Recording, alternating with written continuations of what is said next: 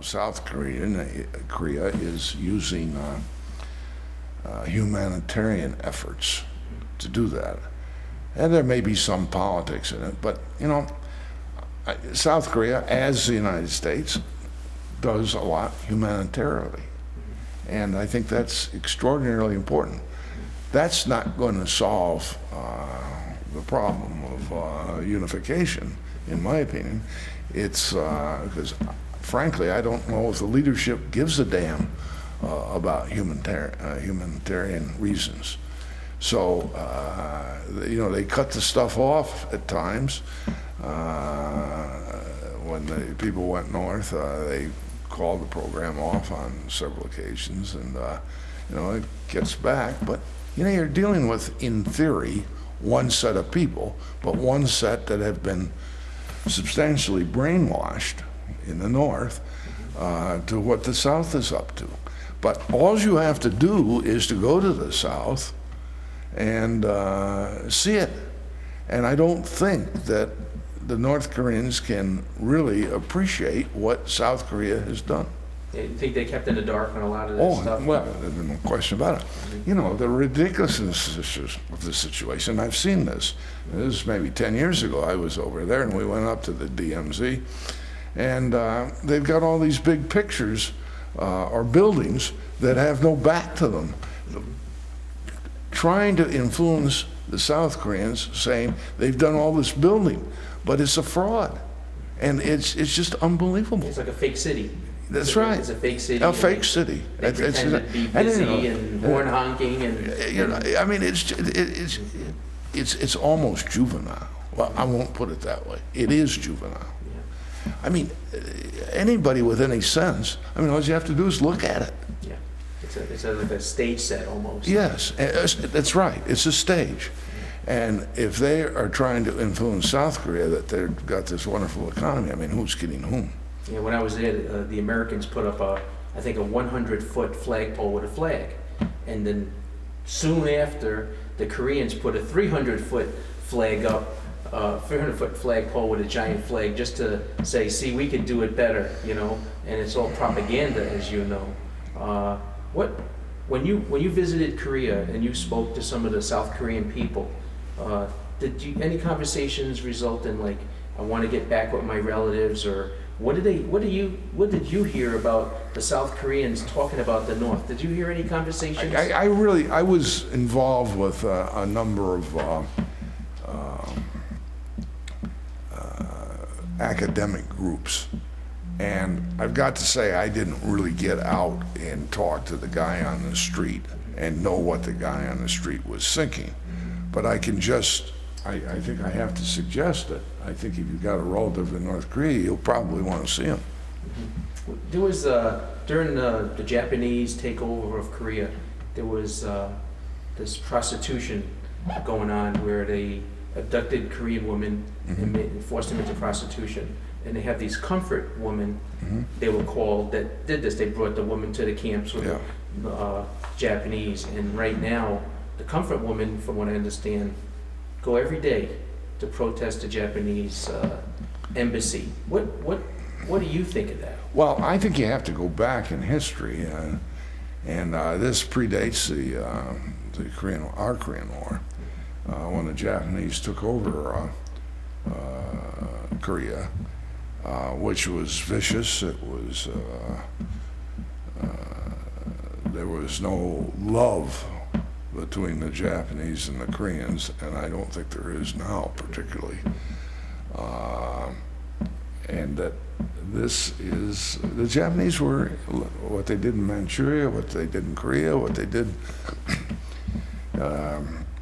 in Southeast Asia, it's all bad. But we're over that in theory. And of course, these people, they were used by the Japanese, and these women, I'd be uptight if I were in a similar situation. I'd probably be protesting also. What they're basically just protesting is they want an apology, a formal apology from the Japanese government. And it seems that it's not going to be going on because these women are going to be dying these women maybe have relatives that will continue the effort. You think the Japanese should apologize? Yeah, I do. You know, it's a political issue, and it's for home consumption, and so that they are playing it their way. But you have to just look at the world of where all of these atrocities have happened. In Rwanda, going on in Tunisia, maybe to a degree in Egypt, Syria, and between the Armenians and the Turks 50, 60, 70 years ago. These things happen, but because they happened and they have to be redressed as best you can, I'm not sure an apology addresses the situation. But the issue is that you have to move forward. I mean, we got to make this a better world. And I think we're getting a little off the subject of my tour in Korea in 1955. When you were in Korea, I interviewed a few Korean War veterans, and they said that the Turkish were allies of the war. I got to tell you, I sure was. Can you tell us a little about the Turkish Allies and how they helped you? Or yeah, they helped. We had all these different battalions across the 38th parallel. I was in the 49th Artillery Battalion of the 7th Division, supporting the 31st Regiment of the 24th Division right there at Panmunjom, or back in the hills. Right. And we had these, I lived in a tent for 18 months. So that's why, as a Boy Scout now, I don't want it, or as my children are Boy Scouts, my boys are Boy Scouts, I don't want to go out camping with them. I've had enough camping. You want to relive that. I don't want to live any camping, but we did it for 18, I did it for 18 months. And you'd have to move around. You move your tents around, you do all that stuff. But basically, you had these perimeters, and they were concertina, and you'd put beer cans with a couple stones in them, so that if anybody tried to get over them, they start rattling. And of course, you had guards. An officer would pull guard duty every once in a while, and you had a platoon of soldiers that would go out and do the, and you'd have to check them every hour and so forth. In the middle of the night when it was cold, you slept in sleeping bags, and you know, I didn't even take my boots off because you just wanted to get back in the sleeping bag. But in any event,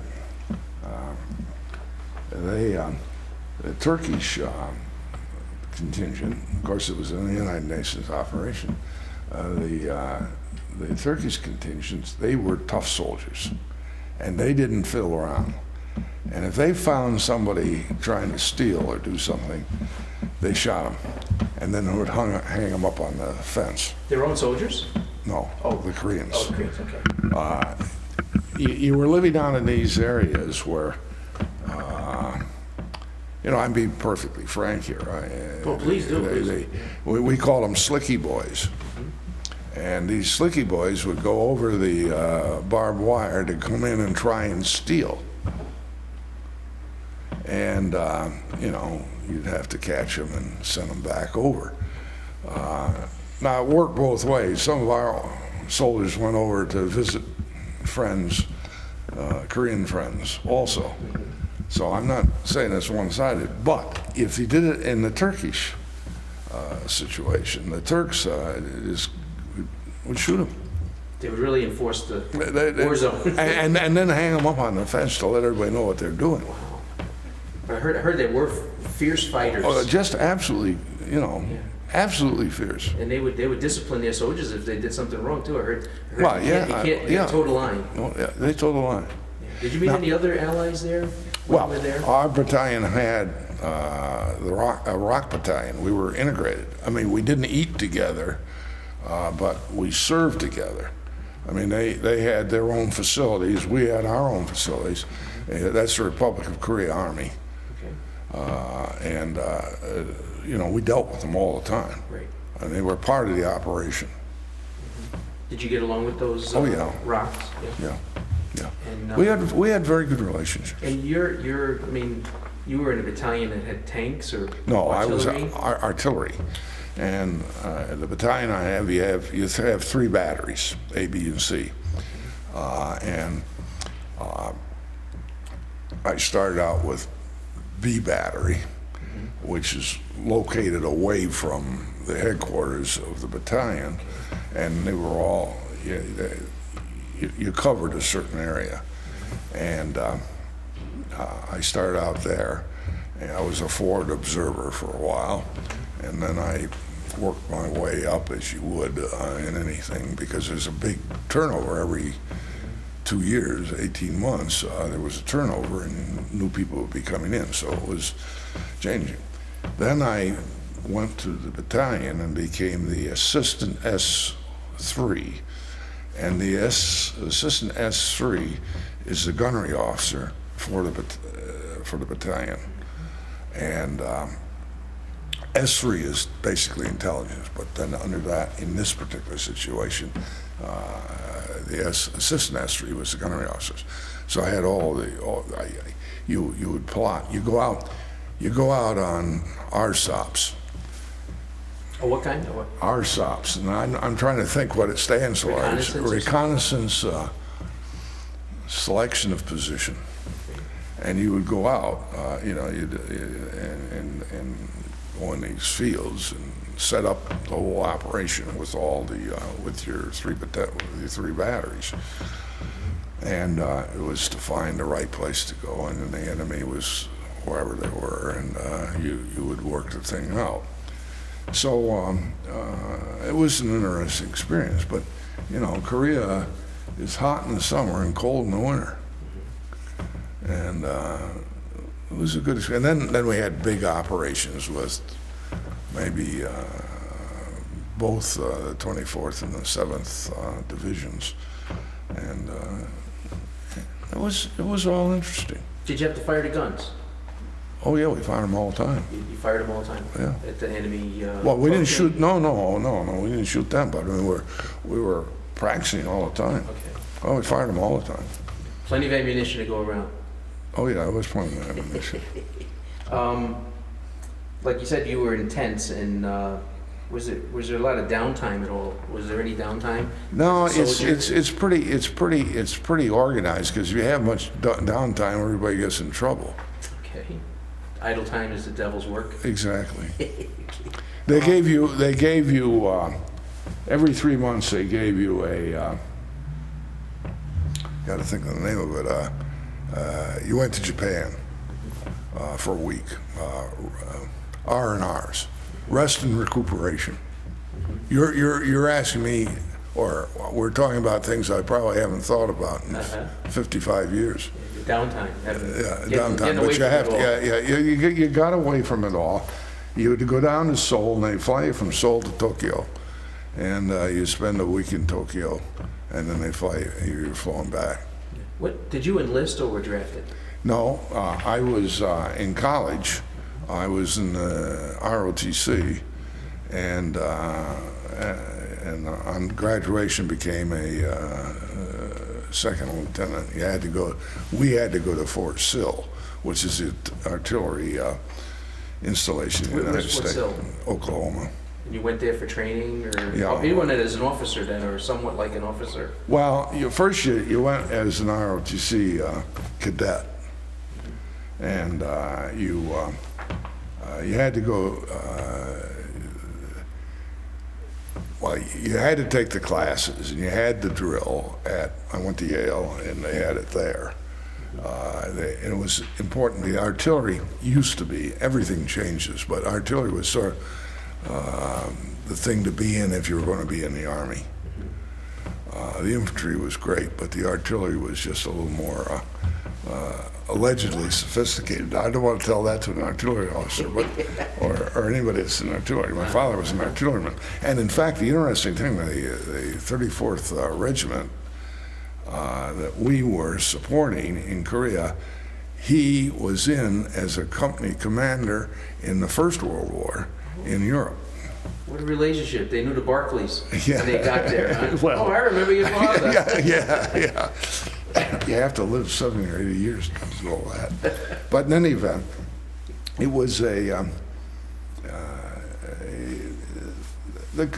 we had, everybody liked, I don't know if anyone in our operations, the soldiers or the officers, the enlisted men, didn't like the Koreans, the South Koreans. When you trained, how long did you train for? You went to the ROTC, you knew some background. Oh, okay. How long were you at Fort Sill? Yeah, I was at Fort Sill from, first you had to go to Sill between your junior and senior year in the summer. I can't remember how many weeks it was. Preliminary basic training or something? Basic training. Then, after you were commissioned, you went back to Sill to take the basic artillery course, which was maybe 6 months. Okay, and so after 6 months, you had Then I shipped shipping right out to orders? Korea, right to Korea. Did you go to like California and take a ship? Or Yeah, Washington. Washington? Yeah. And they took a ship there. How long did it take you to get there? 24 days. Was it rough And it's going? just absolutely rough. And they were full of, you had, it was called MATS, Military Air Transport, maybe it was Military Army Transport, MATS. And there were these ships, troop ships. And, you had a berth, and there was probably 6 guys, and we were officers, 6 officers in the thing. But then down below, they just had all these berths set up for the draftees, the enlisted men. And the ship, it's about the worst time to be on the Pacific. What time of year was this? December. December, wintertime. Yeah, wintertime. And it's the wind's blowing, the waves are going up and down, everybody's sick. And, it was a bad experience. But, it's part of doing your job. Waves overburdening the Well, ship. the whole, It was rough. It wasn't rough every day, but some days was just that. I mean, and that's, 24 days. That's a long time to be on the ship. On the ship. And we stopped in Tokyo to refuel, or Yokosuka, which is a naval base right next to Tokyo. So it wasn't a cruise ship you were on? It was not a cruise ship. And, I think that seasickness is one of the worst feelings you can have. Oh, yeah, you can't solve it until you hit that ground. You want to kiss the ground when you get there. Exactly. And then, of course, the ground's wobbling. For a little while. Yeah. When you got to Korea, what port did you go into? Seoul. You went right to Seoul. Seoul, and then we may have stayed overnight in Seoul and got processed, and then went right up dirt roads. Everything was dirt roads right up to the north. So it was pretty like almost in the Stone Age compared to today. Oh, absolutely, compared to today. Yeah, I know that the traffic over there is like New York City at rush hour. Oh, it's unbelievable. It's It's just you're unbelievable. fighting for a few inches. It's just unbelievable. Everybody's got 3 cars, I think, in Korea. They all have Hyundais. Yeah. When you were in Korea, you were in there at 55. Yeah. Was there a lot of construction going on? Well, it was just soon enough after the war that there may have been construction going on, but we didn't see it because we were line officers. I mean, we were there to, Way outside Seoul. in fact, we never went to Seoul. Seoul was off limits. You couldn't go to Seoul. In fact, you did everything there. Now, we did some maneuvers, and one of the maneuvers was putting a battalion on a train and going to Busan. Now, that was That's north to south, pretty close. exactly, and that was an experience because the trains were all coal fired, and what would happen? And we just had cars, flatbeds, and you'd go through these tunnels, and all the smoke from the engine. The soot and everything. The soot and all, and you come out of the tunnel, you're practically black, and of course coughing, and it was a difficult experience. Of course, it got down to Sewell. We weren't used to this. Here you're down in this beautiful place, and I mean it was a yin and yang situation. I mean they had barracks down there you could sleep in and all In kinds Busan. in Busan. Now, there may have been construction going on somewhere in Korea. I just don't know. Other than the trip to Busan, and I had one trip to Seoul, 3 R&Rs, I was never out of the north. Barracks and stuff. Or, Stayed. the tents. They weren't barracks, they were tents. Well, when you sign up, you have to be in the Army for a couple of years, and then you're in reserve for maybe 6 years.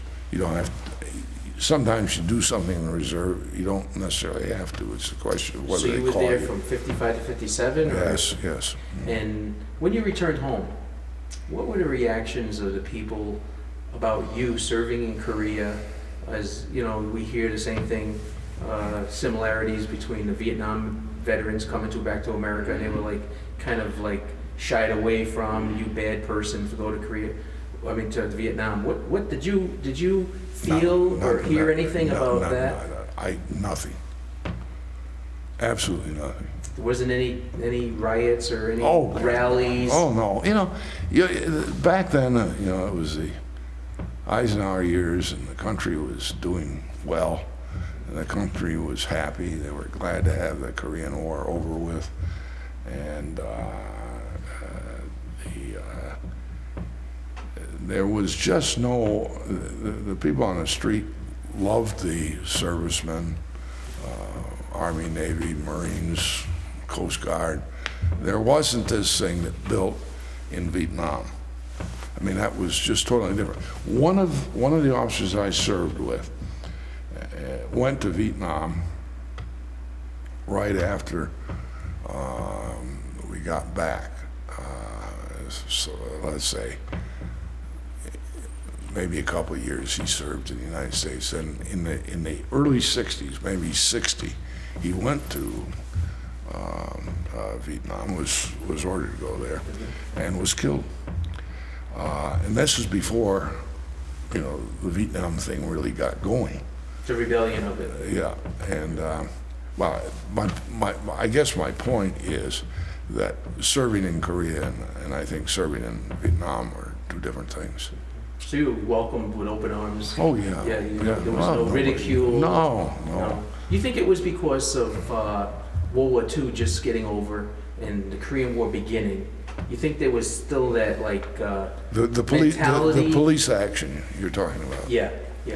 Go ahead. Was there any mentality, when you got home, there was probably soldiers from World War II all over the place.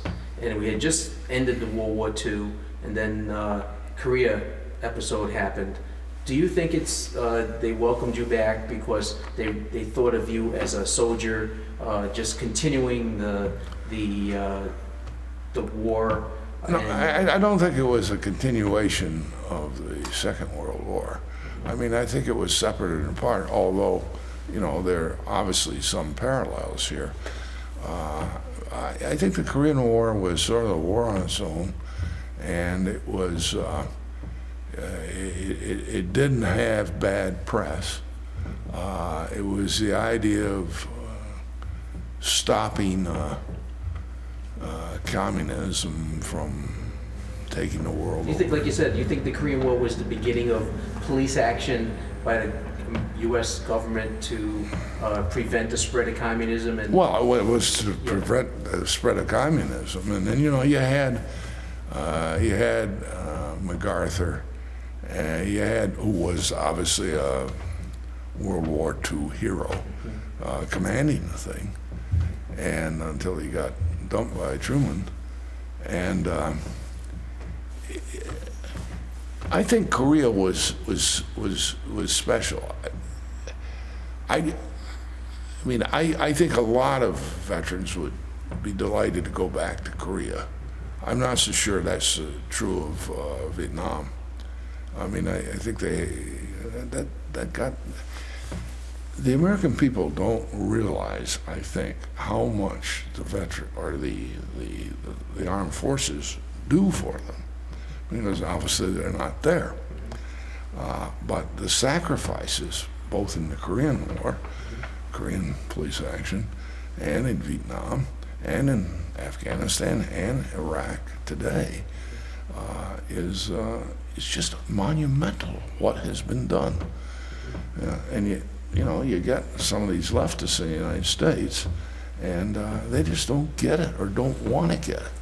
Seems like the North Korea-South Korea war was almost like a success story, because you did save at least half the country. That's right. And as opposed to Vietnam, where we just disappeared and went back into the hands of communism. What do you think about that action where we at least saved half the country, as opposed to Vietnam, where we lost? People say it's not a war, but we basically just relinquished it. It did. It showed that capitalism and our system works. It worked in Japan. MacArthur did an extraordinary job in Japan in getting Japan to be the third largest now economy in the world. I think it's the third. It's either the third or fourth. China's screwed everything up now. But the third, it's the third economy, and did that with a country that we had defeated. Now, the same general principles were applied to South Korea, and that miracle may even have been greater than what happened in Japan. So it showed you that our system works. If you're talking about quality of life and economic development, that system, the capitalism system, works. And it's worked superbly in both Korea and Japan. So I would say it was a real success. As we found in both Iraq and in Afghanistan, just winning the war doesn't do it. You've got to be able to have something going on after the war is over to develop those economies. Like the reconstruction, and the reconstruction, democracy, and the whole bit. And we're not I mean, what's the alternative? Authoritarian rule. It almost reverts back to dictatorship again. Back to a dictatorship. Yeah. So letting them survive on their own. And Korea's got a democracy, and not that this is applicable to Korea, but you got democracy in India, which is the largest, one of the largest, if not the largest. I don't know if China and India are bigger, which is bigger now population-wise. I guess China is, but second, over 1 billion people in democracy, and their economy is doing well. Now, this split situation they have in China, I can't really explain it, other than obviously they've caught the idea that you can have people not all in a commune and have real economic growth. Yeah, they seem to be becoming more and more westernized. That's right. Against their wishes, but it seems to be working, and I don't see a lot of resentment by the Chinese to do that. They see it work in Korea. It's close by to them, yes. So they seem to witness this and boost up the economy. Yeah. We trade with China all the time, and we trade with Japan, as you know. We trade with Korea. So I guess maybe China's seeing this blossoming economy as a way to boost their economy even further. And we should have a trade agreement with South Korea. It's absolutely wrong that we haven't had one. Tell us more about that. I'm not too familiar with Well, that. you have all these trade agreements, and they're complicated. But we had one, I worked on the one with El Salvador, with the United States, and that was one of the first ones in Central America. Had 5 countries involved. And it really opens up the ability to be able to move products back and forth, both ways. They're very complicated because Congress has said that you got to have all kinds of things in there. They want to protect the worker. They want to take our protections and put them in those countries in quid pro quo for the trade agreements. And I'll give you an example of why they're complicated. Take dairy products. Now, there are people in the United States that want to protect our farmers, and so you got a lot of political forces here.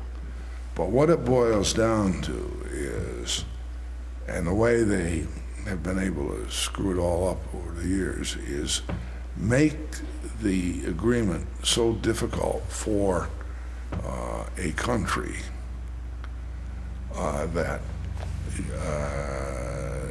you got to have certain sanitary practices to making cheese, and it, goes over the Too many restrictions? And of course you won't get the trade agreement if you have all those. So it's a negotiation of all these different things: labor, the environment, sanitation. It's extraordinarily complicated to get one of these things. But Congress, particularly on the Democrats, want to have labor really organized in these trade agreements, and that's why some of them don't go. Now, the one in Korea, big issue is over beef, I think, and Radiation going to be the cleanliness. and the cleanliness and the whole thing. So they want it kosher. They want it there kosher. you go. There you go. So what we have made the decision, rightly or wrongly, I believe rightly, that we're going to be in world trade, because I think trade brings people together. And so you're hopefully not going to have a lot of wars, hopefully. But trade brings people together, because, if you and I are trading, now we're going to, and you're making something out of it, and I'm making something out of it, we don't want to see that all blow up. So we've made the decision nationally for the last 40 years, 50 years, to have international trade and not be isolationist. Okay, that has some problems, but we've done it. Now, what we got to do is move it further, so that we get Colombia, some of the Andes countries, South Korea. This is a new set her up, and then you got these big agreements worldwide at Doha, which have sort of stalled. But it makes a lot of difference. If you've got a tax on a product before it's exported, or they have to pay it one way or the other, yeah, the government gets some revenue, but there's no incentive to trade. It becomes very expensive. It just becomes very expensive. Very inflated. Inflated and the whole thing. And admittedly, companies are going to go where labor is less expensive. But, that's a fact of life. I mean, I was in Sri Lanka maybe 10 years ago, and they had everything set up that you could move in. If you had a small company, you could move over there, and you could move right in there and put your machinery in a free trade zone. And the labor cost was $1 a day. Now, that's $1 a day that the guy on the street wasn't getting before they set this up. But there are a lot of people saying, well, you can't work for $1 a day. Well, you have to look where they're working. And it is a step up. Now, all these things are coming up. And that's why some of these companies are moving from various countries where they were to other countries where the labor is without the restrictions, and, the less better economy and better profits. But what this does, in my opinion, in a small way, it starts increasing the quality of life. In Korea, South Korea had a group of the people were bright and they could learn, and you got the educational system going, and so it was a place where culturally they wanted to move forward. And I think we gave South Korea the tools to do that after the war, and they did it.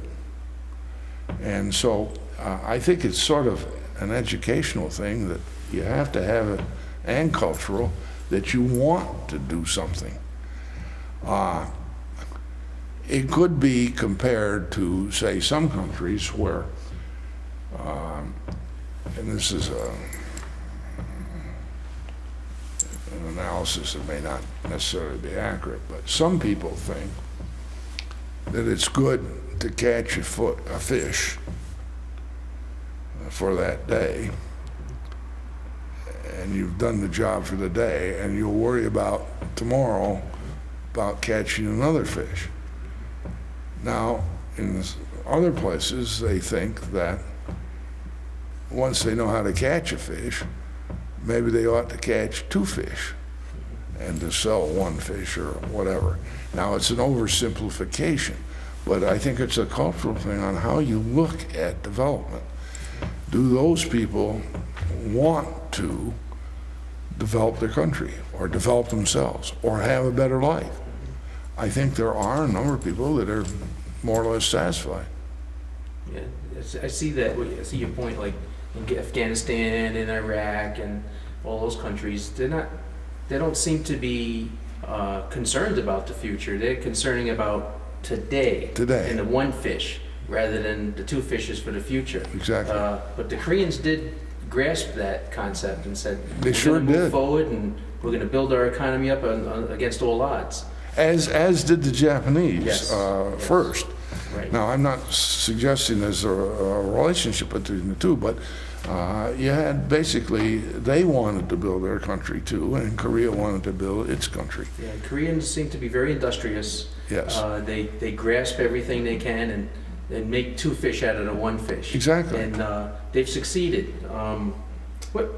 Getting back to the war and everything, what would you say to a young person today if there was another police type action? Like we've seen Afghanistan, we've seen Iraq, we've seen Bosnia. What would you say to a young person now that might be drafted or want to enlist? What would you tell him? What would you tell him from your own experiences about go, don't go? Well, I tell them to go. Okay. And I tell them, do the best possible job. What you're doing is you're serving your country, and that is a very important principle. And it should be understood by everybody in the United States, which it isn't.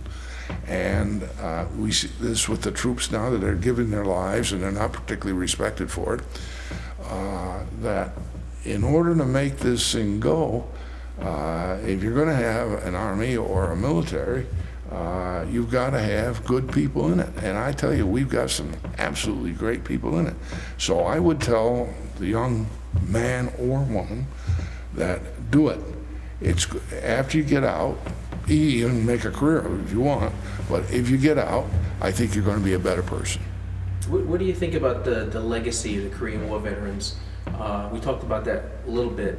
Like right now, they're 70s, 80s. What do you think about the legacy of the Korean War veterans? How could we, besides this project, what do you think else could be done to preserve the legacy of the Korean War veterans? A monument, we have a monument in Washington. right by the Smithsonian and on the mall, the soldiers walking through the bushes and stuff. Is there anything else that we could do to promote the Korean War and say, hey, this was a war. We don't want it to be the forgotten war. You've heard this comment many times. People sort of put it out of their memory because the World War II ended. The Korean War didn't last as long as some of the wars, and it wasn't it was a war. It wasn't a world war. But what do you think we could do to tell the people, don't forget about the Koreans. Don't make it the forgotten war. Well, I think you're doing the right thing now. You can't push a rope up a hill. You've got to be able to, it's an educational thing, and I think what you're doing is obviously educational, and just more people ought to be aware of it. And I think probably it ought to be taught in the schools now. Now, I don't know how you get it in the curriculum, but I think that this is important. I don't know if I talk to any school children, I don't know if they'd even know about the Korean War. They probably wouldn't. And in some instances, lucky they know about Vietnam, and maybe to a degree, the really young ones about Iraq, at least the first war in Iraq when we pushed the Kuwaitis out, or when we pushed the Iraqis out of Kuwait. So it's all education, and it's who's controlling that education, whether or not they think this is important or not. I happen to think it's important. I look at the Korean War just in my own mind. I don't think of it all the time, but I think of it as being a major war or police action, whatever it is, for the United States. You start out with the Civil War, and you go through all the wars we've had, and when you get there, I put the Korean War right there. It was, I don't know how many casualties were, I think 58,000 or something like that, but it was bad. Yeah, we talk, when I took classes, and probably when you took classes, they talked about, the Civil War, and that lasted 6 months in history class. Yeah. And then you got to World War I, that lasted 2 months. Yeah. And then you got to World War II, that lasted 2 more months. Yeah. And depending on the teacher, what can we do to instill in education this so-called forgotten war? What do you think? You see, this is the first time I've heard you say forgotten, because in my mind, it's not a forgotten war. In my mind. Now, maybe my son's case, it's a forgotten war, but in my mind, it isn't. So I think you have to get those who understand it or were there to speak out also, which you're doing. And there's no easy solution. It's people like you, all of you that are doing this, and I think it's a real plus for the country. People died for the country there, for the United States, died for Korea, so Korea could be better, and Korea fulfilled that. And from what my experiences are, the South Koreans embrace the Americans for going there and saving at least half their country. I know if you experienced the same emotions when you went, but they give you big hugs and say thank you very much. That's absolutely true, and I recognized that when John Woo and I were over there, when I said I was here in 55, 57, that they understood that, and they thanked me. And I guess I wouldn't be here now if I hadn't met John Woo. He's an amazing man, isn't he? He is. He's difficult. He's really, he could talk a lot, but his heart is in the right places. That's right. He started the Korean school. He started the Korean school here to instill into the kids not only adopted children, but also for the Korean families that seem to have lost their identity. The Korean families bring their children to the school to learn Korean, because where else are they going to learn it? No, and they're certainly not going to learn much about the Korean War in public school. Right, and learn the language also. And that's so important. The biggest thing is, I think, that John Woo's done is the culture. The language. And it's got a great culture. The culture and the foods and the. Of course, that's what I travel to eat. and I've traveled with him, and I've eaten an awful lot of Korean food. And a lot of kimbap, right? Yeah, I love it all. So, do you have any mementos or photographs or any artifacts that you'd like to contribute to the project? If I find one, I'll do it. But I asked my wife where the pictures were. And over a period of 52 years, we've been married, we've collected indiscriminately every picture we have and put them in different places and not cataloged them. So I've got them, but I don't know where they are. They're categorized, but not organized. Okay, that's right. Yes, categorized. And if I find a couple of those pictures, obviously I give them to you. I think you've got to develop a base. And I think one of the first things you ought to think about doing is those 30 people that are participating, you ought to have a cocktail party for them. Or a tea for them. I don't know. You probably can't do a cocktail party here, but it's to bring them together so that they know each other. Now that's just on the basic. Then when you start up, and you might invite to that cocktail party your local legislators, your assemblyman, your state senator, and your congressperson. Anytime anybody's organized, those who are in elected office want to see it. They don't want to participate. They don't want to be left out. And to do some of the things you want, and not necessarily raise money, but just to get Congress or the state legislature to do something, in recognition, you could get and maybe you've done it already, but they'd be delighted in the Senate, I believe, to give a resolution commemorating the Korean War with all the veterans, Korean veterans in the United States. And what I'd also do is at this cocktail party, and you don't have to do the cocktail party, but if you did it, is to have some Koreans there also. So you've got it. The elected person is going to listen to any organized group. In this project to commemorate the Korean War veterans, and how'd you hear about it? I think it's an extraordinarily good program because the Korean War in the United States that was the big thing 50 years ago. Today, of course, you've had Vietnam, and now we're involved in Afghanistan and in Iraq and other places. So if you were around at that time, Korea was on everybody's mind. And hence I think that it plays a great part in the history of the United States. And to see Korea today, and to see it in 1955, I mean, it's a miracle. It's absolutely, and I can tell you a story there. And I can tell you a story because John Woo was there. We went together with others on a bus to North Korea several years ago. And I was stationed on the Imjim River in an artillery battalion that protected Freedom Bridge.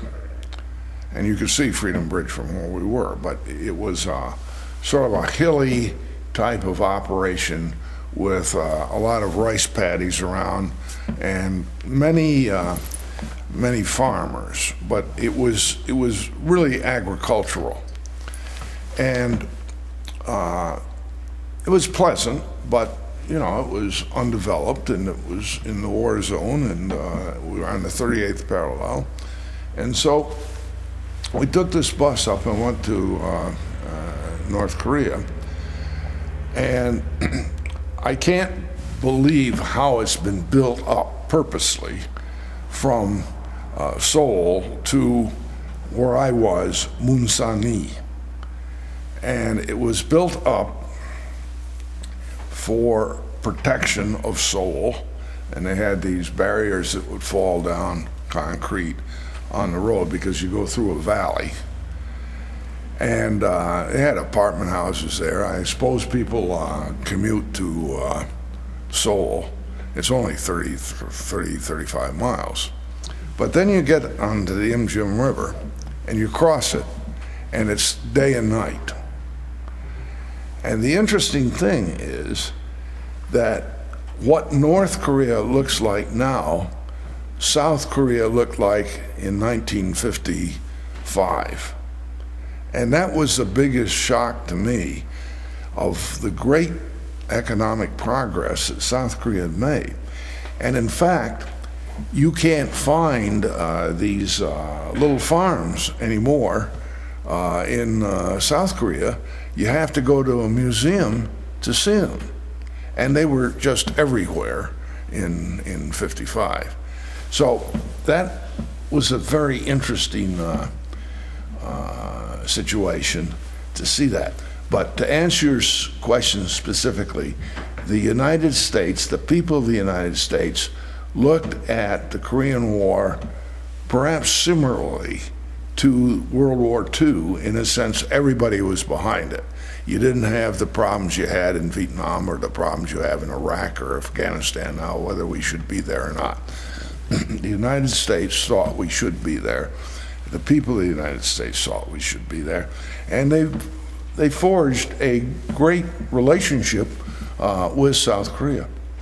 You mentioned the DMZ. Yes. When you went there, did you go visit it lately? Well, no, I have not been to the DMZ since I've been across the river, maybe 5 miles or so from where the DMZ was. What do you think about the DMZ in the 38th parallel today? Excuse me. Would you please move it? Oh, you want me to move in? Over here. Okay. Okay. Well, what I think of it, I think that probably everybody thinks the two Koreas should be united. But it's not time to do that at this particular moment. You're in favor of reunification? I am, yes. Yeah, because you said that North Korea is basically held in a time zone. And, It's a time warp. Yeah, time zone and time warp. And when you visited Korea today, you saw a big difference between when it was then and what it is today, with the high-rise buildings, the traffic. And none of these farms. And, Gone. yeah. I mean, it's a miracle. It's an economic miracle. What do you Now- think about pouring all this money into Korea and the Korean government pouring all this money into the Korea to make it the 11th largest economy? What do you think about that? When we poured a ton of money into Korea after the war, what do you think about that? Well, I think it was successful. Okay. I mean, we've got a great ally. Mhm. There's some ups and downs always, but we have a great ally. And Korea is a major force in Asia. And, that helps with balancing everything out with the Chinese and others. Right. So I feel very comfortable with South Korea. What do you think of the people going to North Korea to visit relatives that were separated for 50 years? Well, if I were separated from my family, I'd want to go see them too. It can be made into a political issue, but you're also dealing with a social issue. And so, it's up to the South Korean government on how they want to handle it. And of course, North Korea is a basket case. Yeah. What do you mean by basket case? Well, they have no economy. Okay, so they're pretty poor. Poor, they're worse than that. I heard people are eating wood and starving. And Well, I think 2 million starved, something like Yeah. that, in the last few years. And, it just shows you the Korean people are industrious. They're smart. They want to move ahead. And you've seen that in South Korea. Now, it's the same blood, the same people. Why shouldn't that happen in North Korea? Improving the standard of living, In North Korea, I mean, it would be so simple. Now, you can't open the borders up, because if you open the borders up, you'd have every North Korean in South Korea next day. The problem is, you got to do it systematically, and that's what a number of people are working on here at Syracuse University and so forth, on how you handle that kind of a situation if you can get the two powers to decide that maybe there ought to be a merger. And I don't think it's going to happen today, but I think you have to plan ahead.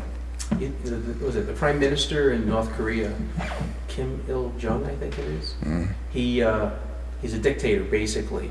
And then in the South, you have a democracy. Yeah. And trying to get the two people to meet.